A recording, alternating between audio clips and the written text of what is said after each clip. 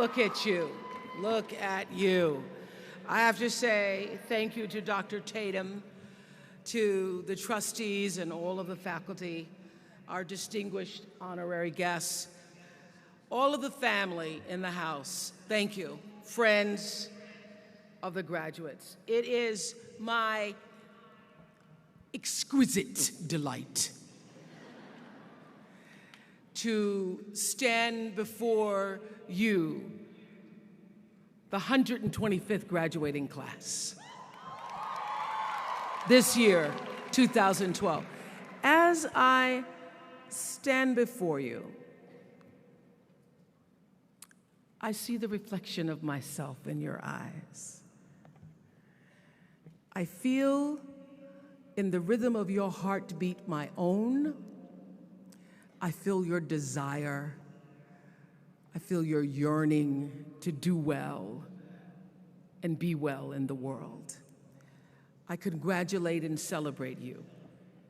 I'm so happy that we had a chance to spend 2.5 hours together yesterday, because my heart was so filled with what I do know for sure about being successful in life and what it takes, that I knew I wouldn't be able to get it all in a commencement speech.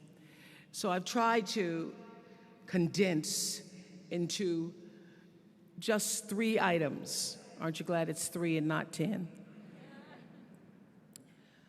What I feel really matters and that I want to share with you. I did a lot of thinking and praying about you all, because you are me. You represent who I am, who I have been, and who I can be in the world. And so my prayer is that I will be a vessel so that the words will flow through me to you in such a way that when the times get tough, you remember and you know. Yesterday, I heard the Glee Club sing, and today, that Glee Club, y'all need a show. Really. But yesterday, they sang a song, and I don't know the name of the song, but the lyrics were, "We are here because of our grandmother's prayers and our grandfather's dreams, and we came on the breath of our ancestors." That feels like the truth to me. That song resonates in my spirit because I know that to be true for myself, that I stand where I stand because somebody prayed for me and dreamed for me, and I come trailing the breath of the ancestors. And what I want to share with you is what 2 of my favorite mentor teachers, Toni Morrison and Maya Angelou, have said to me that I want to add to the prayers and the dreams. Your crown has been paid for. Put it on your head and wear it.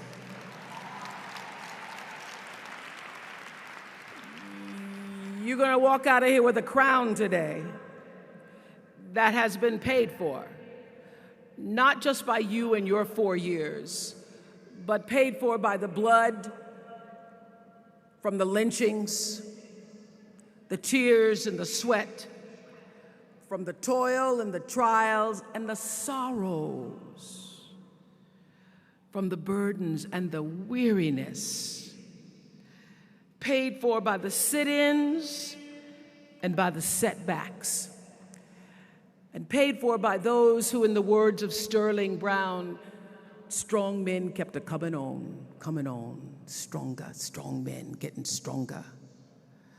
Paid for, in the words of Langston Hughes, by those who knew that life wasn't going to be no crystal stair. It was going to have tacks in it and places on the floor bare, and all the time they would keep climbing on and reaching landings and going in the dark where there wasn't no light, because even though they hadn't experienced it or tasted freedom, they knew they were planting seeds of the free that would bear the fruit that is now you.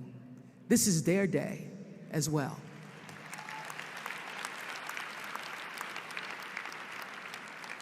And so today, you get to fulfill the dream of the great-great-grandmothers who said, I may not get there, but my great-great-granddaughter may one day walk across a stage called Spellman as a liberated woman, as a liberated, educated woman. Today's your day. Never forget that you did not do this by yourself. You come here today trailing the breath of the ancestors and the breath of the angels. As I spoke yesterday, I was so pleased to know that you Spellman women are in the spirit. And the three things that I want to leave with you, just these three, I could do 10, I could do a whole life class, but just these three things will carry you if you let them. First and foremost, knowing who you are. Knowing who you are. Being able to answer this question, who am I and what do I want? You know, many times when I go out of the country, I am baffled by that question. To explain what is your occupation. I've stood there for 10 minutes. Well, am I a talk show host? Well, I'm more than a talk show host. Am I a businesswoman? I'm a businesswoman. I'm more than a businesswoman. Am I an entrepreneur? I'm more than an entrepreneur. So I just leave it blank or self-employed. So I'm not asking for the roles that you play as daughters. I'm not asking that question. What are the roles that you play as a daughter, as a friend, as a sister? You're going to be a lawyer, you're going to teach, you're going to be a pharmacist. I'm asking the bigger question of who am I? Who am I really? My answer is I am God's child. I am that which is born of all that is. I am, as Pierre de Chardin said, a spiritual being having a human experience, come trailing the breath of the ancestors yet, but trailing the breath of the angels. And understanding that because I am connected to the source of all that is possible for me. That's who I am. And what do I want? I don't want to just be successful in the world. I don't want to just make a mark or have a legacy. The answer to that question for me is I want to fulfill the highest, truest expression of myself as a human being. I want to fulfill the promise that the Creator dreamed when He dreamed the cells that made up me. What do I want? You must have some kind of vision for your life. Even if you don't know the plan, you have to have a direction in which you choose to go. I never was the kind of woman who liked to get in a car and just go for a ride. I had a boyfriend who would say, let's just go for a ride. I want to know, where are we going? Do we have a destination? Is there a plan? Or are we just riding? What I've learned is that's a great metaphor for life. You want to be in the driver's seat of your own life, because if you're not, life will drive you. So, knowing who you really are in this space and time that we embody. That's number one. What do you want? Who are you? Number two, you must find a way to serve. Martin Luther King said that not everybody can be famous, but everybody can be great, because greatness is determined by service. Now, we live in a world where everybody wants to be famous and where we admire people for just being famous. We think being known brings us value. The truth is, all of that will fade in time. In 3 years, you won't be able to name the housewives of Atlanta. The real truth is that service and significance, service and the significance that you bring to your service is that which is lasting. So to be able to, whatever your occupation or job or talent or gift is, our honorees today getting doctorate degrees, to apparently opposite fields, HIV and AIDS and the spoken word. But what they have in common is service, using the spoken word in service to community and the world, using your knowledge and information about HIV and AIDS and medicine in service to the world. And if you look at all the most successful people in the world, whether they know it or not, they have that paradigm of service. Everybody's talking about Mark Zuckerberg and IPO. Service. Jay-Z rapping. Service. Through the word, to people, through song. For many years, I was really just happy to be on TV, and people would stop and say, "Oh, you on TV?" "Yeah, I'm on TV. I like being on TV. It's a nice job." And it was about the time that I received my honorary doctorate from Spellman around 1993, so I don't know if that had something to do with it. I thought of myself as Dr. Winfrey. That I went back and I took a long look at what it was I was doing on TV and made a decision that I was no longer going to just be on TV, but I was going to use TV as a platform, as a force for good, and not be used by TV. And I will tell you, my decision to make that significant change in the way I operated on television, using television as a service, changed my career exponentially. Service through medicine, service through art, using whatever it is you produce, your product, as a way of giving back to the world. When you shift the paradigm of whatever it is you choose to do to service and you bring significance to that, success will, I promise you, follow you. Service and significance equals success. That's number 2. Number 3, it's so simple but so hard to do. Always do the right thing. Always.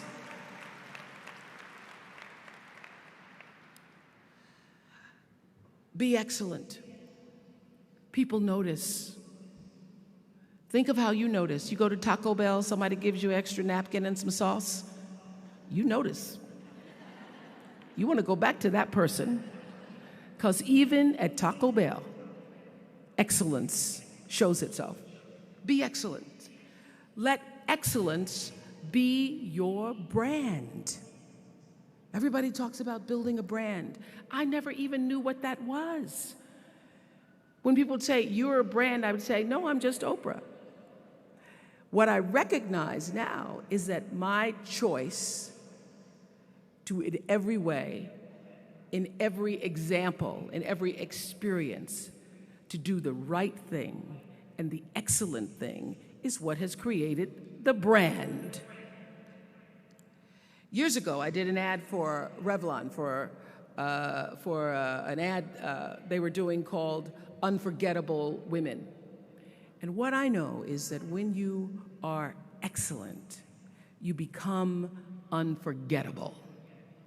People remember you. You stand out. Regardless of what it is, you become an unforgettable woman. And that is what we all want. We want to be unforgettable and not forgettable. So doing the right thing, even when nobody knows you're doing the right thing, will always bring the right thing to you. I promise you that. Why?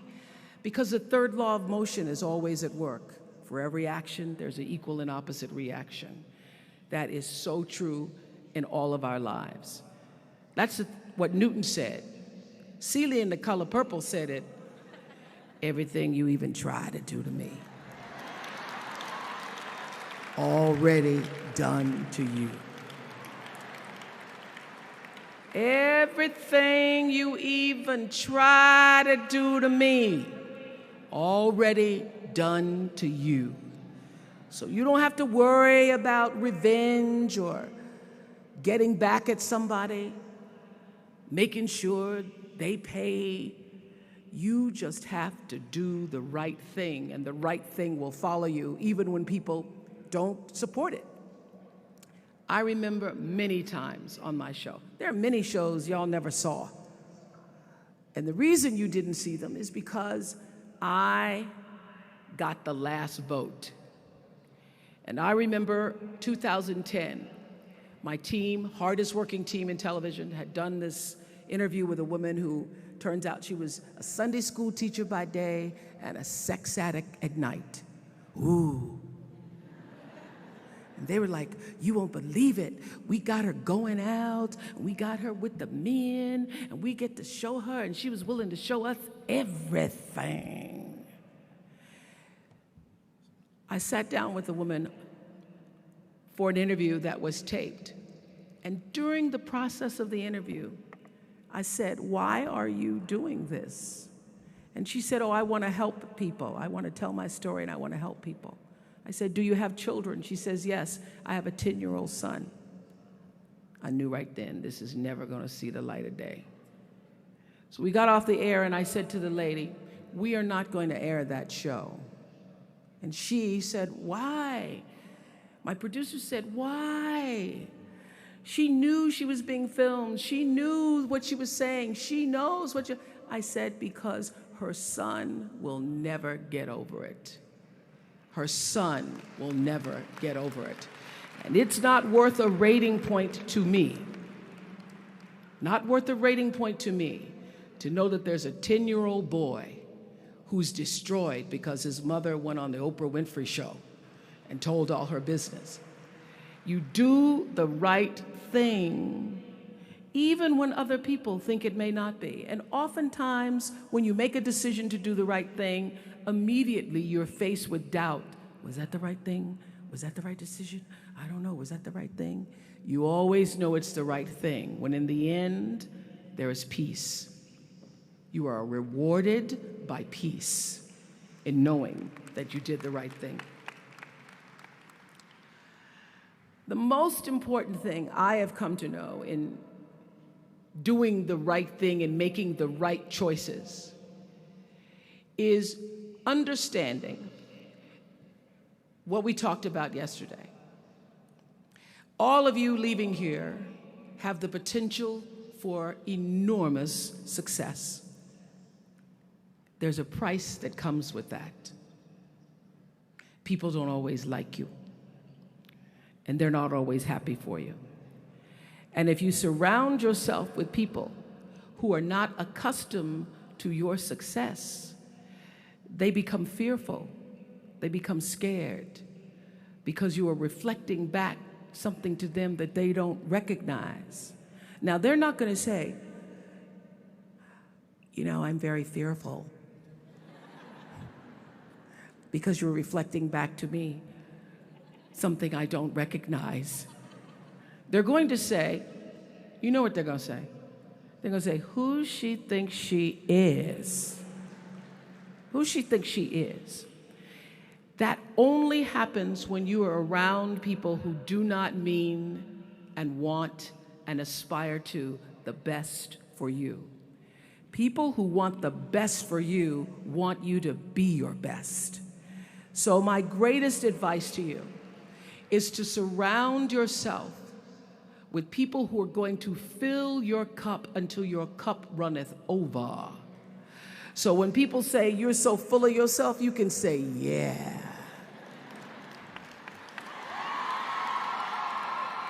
Yes, Yes, I'm full.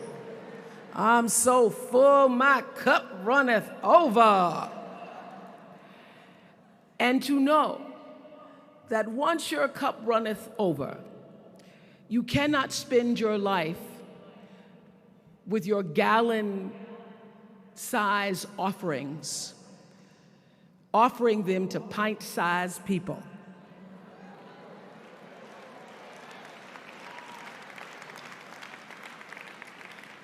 You have got to surround yourself with gallon-sized people who can hang in the same company with you so that you're not offering your gallons to those little pints out there who can't hold it anyway.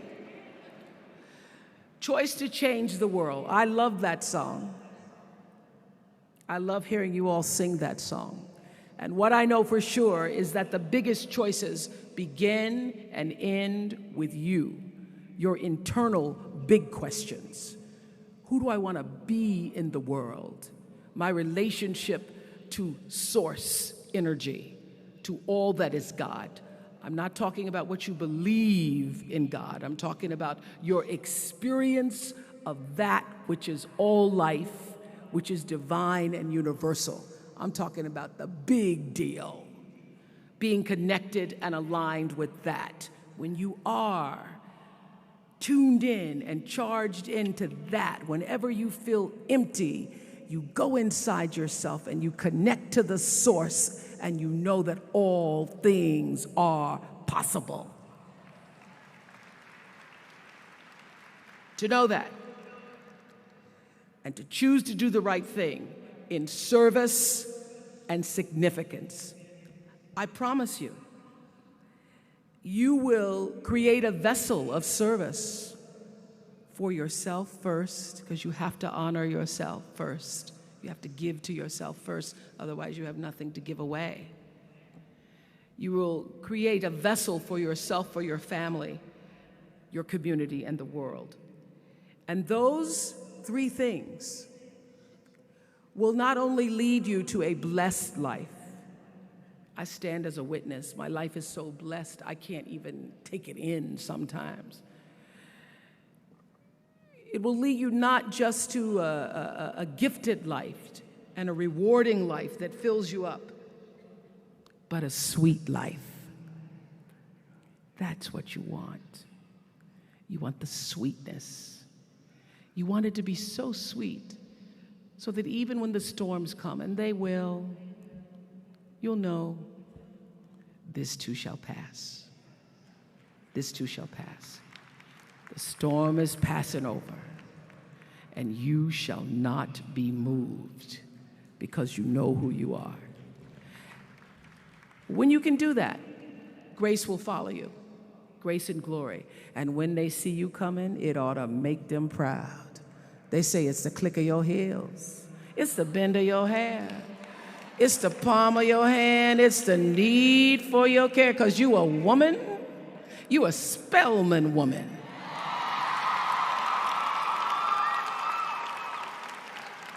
Phenomenal class of 2012. Thank you.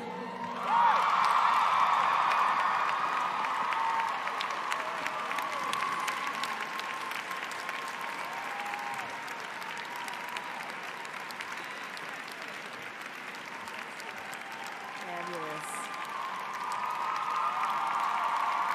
Thank you. Thank you, thank you, thank you.